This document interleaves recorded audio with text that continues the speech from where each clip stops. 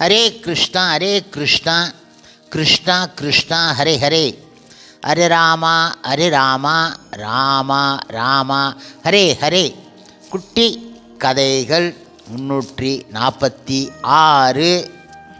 இதில் சுனந்தர் என்பவரின் கதை காண்போம். முன்பு ஒரு சமயம் பிரணிதா நதிக்கரையில் மேகங்கரா என்றொரு பெரிய நகரம் இருந்தது. அங்கு ஜெகதீஸ்வரர் கோவில் மிக மிக புகழ்பெற்றதாகும். ஜெகதீஸ்வரர் தமது கையில் ஒரு வில்லோடு காட்சியளிக்கின்றார். அந்த நகரில் சுநந்தர் என்றொரு பிராமணர் வசித்து வந்தார். தூய பிராமணரான அவர் தமது வாழ்நாள் முழுவதும் பிரம்மச்சாரியாக வாழ்ந்து வந்தார். சுநந்தர் ஜெகதீஸ்வர பகவான் முன் அமர்ந்து ஸ்ரீமத் பகவத்கீதையின் 11ஆம் அத்தியாயத்தை பாராயணம் செய்தபடி முழுமுதற் கடவுள் மற்றும் பரம புருஷ பகவான் ஸ்ரீ கிருஷ்ணரின் விஸ்வரூபத்தை நினைவில் கொண்டு இருப்பார். ஸ்ரீமத் பகவத்கீதையின் 11ஆம் அத்தியாயத்தை பாராயணம் செய்து வந்ததால் அவரால் ஜெகதீஸ்வரரை எப்பொழுதும் நினைவில் கொண்டு இருக்க முடிந்தது.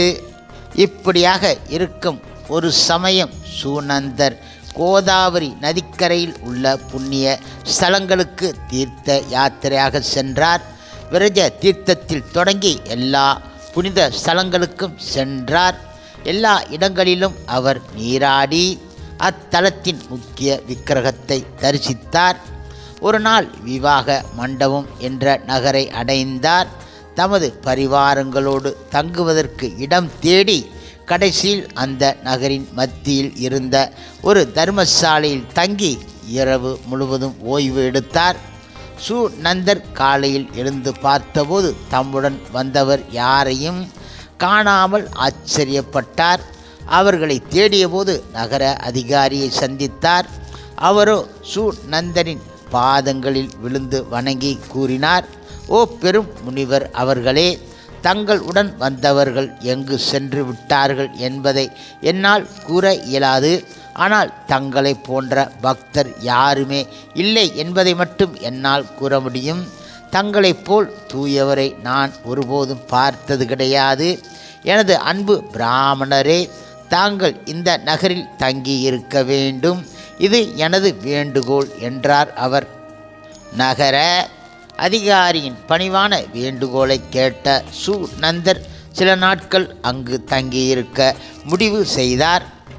சுநந்தர் வசதியாக தங்குவதற்கு வேண்டிய அனைத்து ஏற்பாடுகளையும் நகர அதிகாரி செய்து இரவும் பகலும் சுநந்தரின் சேவையில் ஈடுபட்டார்.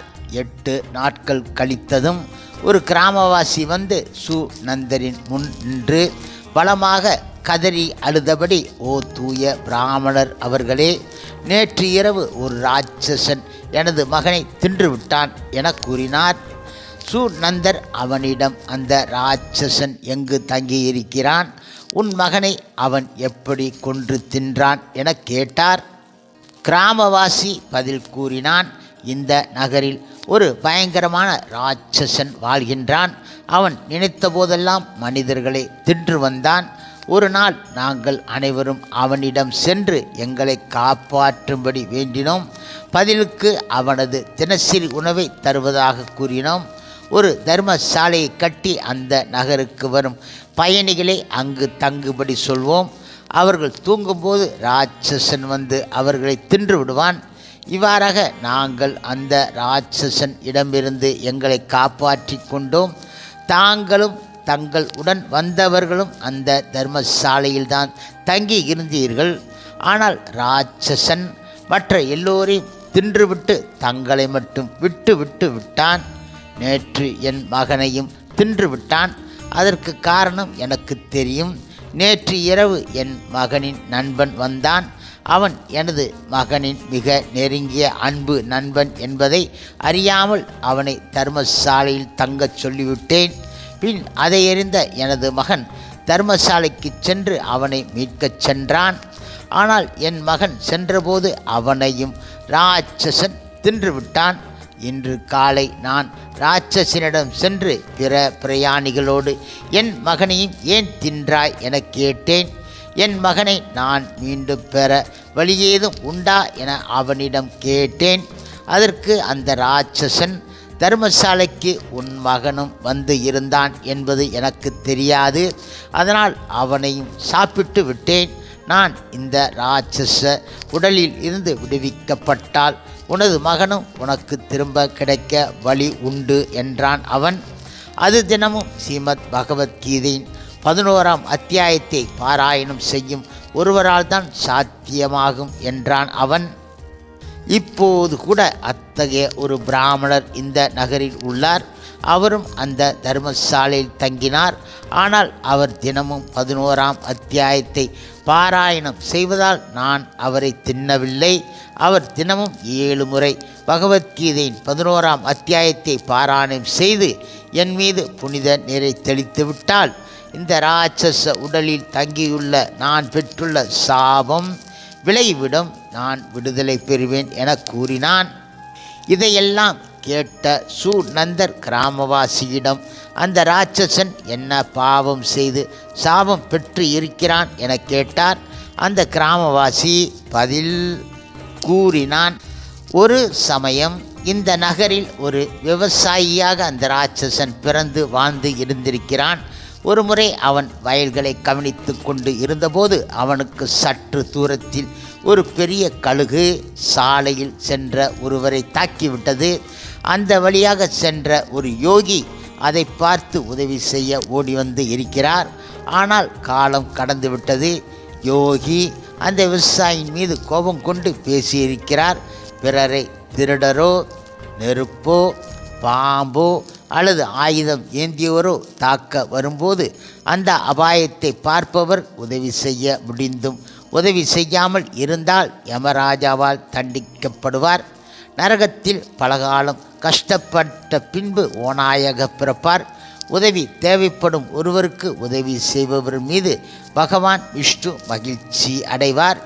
ஒரு பசுவை கொடூர மிருகத்திடமிருந்தோ, ஒரு கீழ்த்தர பாவியிடமிருந்தோ அல்லது மிக மோசமான ஆட்சியாளர் இடம் இருந்தோ காப்பவர் பகவான் விஷ்ணுவை அடைவார். பாவியே, அந்த கழுகு அந்த மனிதனை தாக்கியதை பார்த்தும் அவனை காக்க நீ எதுவும் செய்யவில்லை. நீ ஒரு ராட்சசனாக பிறப்பாய் என சாபம் தருகிறேன். அந்த விவசாயி, சுவாமி, நான் இரவு முழுவதும் வயல்களை கவனித்து கொண்டு இருந்ததால் மிக களைப்புடன் இருந்தேன். என்னால் எதுவும் செய்ய முடியவில்லை. எனவே என் மீது கருணை காட்டுங்கள் என கேட்டான். யோகி பதில் கூறி முடித்தார்.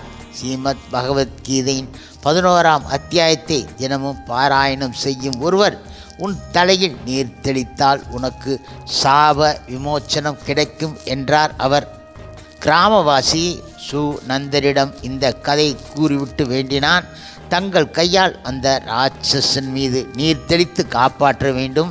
சுநந்தரும் அவனுடன் சென்று ஸ்ரீமத் பகவத்கீதையின் 11ஆம் அத்தியாயத்தை பாராயணம் செய்து கொண்டே அந்த ராட்சசன் மீது நீர் தெளித்தார்.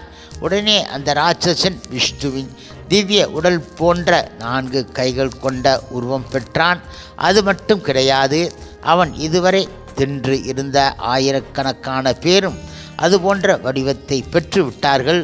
அவர்கள் அனைவரும் புஷ்ப விமானங்களில் அமர்ந்து வைகுண்டம் செல்ல தயாராகிவிட்டார்கள். இந்த அற்புதமான இந்த நிகழ்ச்சியை பார்த்த கிராமவாசி தனது மகன் யார் என ராட்சசனிடம் கேட்டான். ராட்சசன் சிரித்தபடி அந்த திவ்ய விமானத்தில் அமர்ந்து இருந்த ஆயிரக்கணக்கான அழகிய நபர்களில் ஒருவரை காட்டி, இவர்தான் உன் மகன் என்றான். கிராமவாசியும் தன் மகனை தன்னுடன் வீட்டுக்கு வர கூறினான். அந்த மகனோ புன்னகையுடன் பதில் கூறினான். ஓ அன்புள்ள ஐயா, பலமுறை நான் உன் மகனாகவும் நீ என் மகனாகவும் பிறந்து இருக்கின்றோம். இப்போது இந்த பெரும் பக்தரான சுநந்தரின் கருணையால் பிறப்பு, இறப்பு, முதுமை, நோய் சக்கரத்திலிருந்து நான் விடுபட்டு விட்டேன். இப்போது என் உண்மையான வீடு ஆன வைகுண்டம் செல்கின்றேன். அன்பானவரே, தயவு செய்து தூய பக்தரான சுநந்தரின் பாத கமலங்களை சரண் அடைந்து விடுங்கள். அவரிடம் ஸ்ரீமத் பகவத்கீதையின் 11ஆம் அத்தியாயத்தை கேளுங்கள். நீங்களும் பகவான் விஷ்ணுவின் உலகத்தை வைகுண்டத்தை அடைவீர்கள். இதில் எந்த ஒரு சந்தேகமும் கிடையாது. குருச்சேத்திர போர்க்களத்தில் தமது நண்பனான அர்ஜுனனின் கேள்விகளுக்கு பதில் கூறும் முகமாக பகவான் ஸ்ரீ கிருஷ்ணர் திருவாயிலிருந்து வந்த இந்த அமிர்தம் போன்ற வார்த்தைகள் வந்து இருக்கின்றன.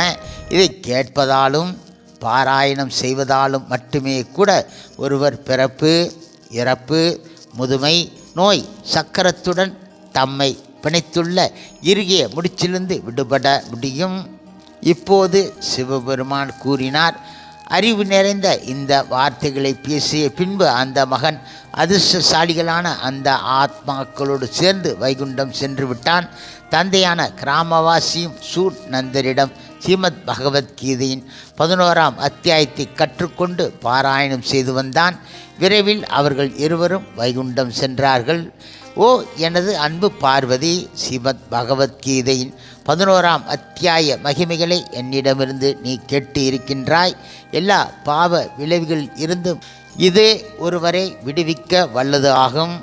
சிவபெருமான் இப்பொழுது கூறினார்.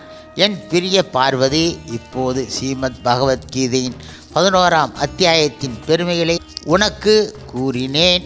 அதன் முழு மகிமையையும் கூறுவது கடினம்.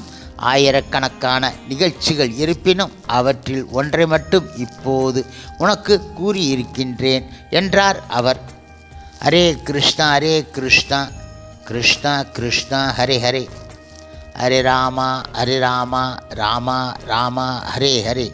ஸ்ரீல பிரபுபாதரின் சேவையில் இஸ்கான் பக்தர்கள்.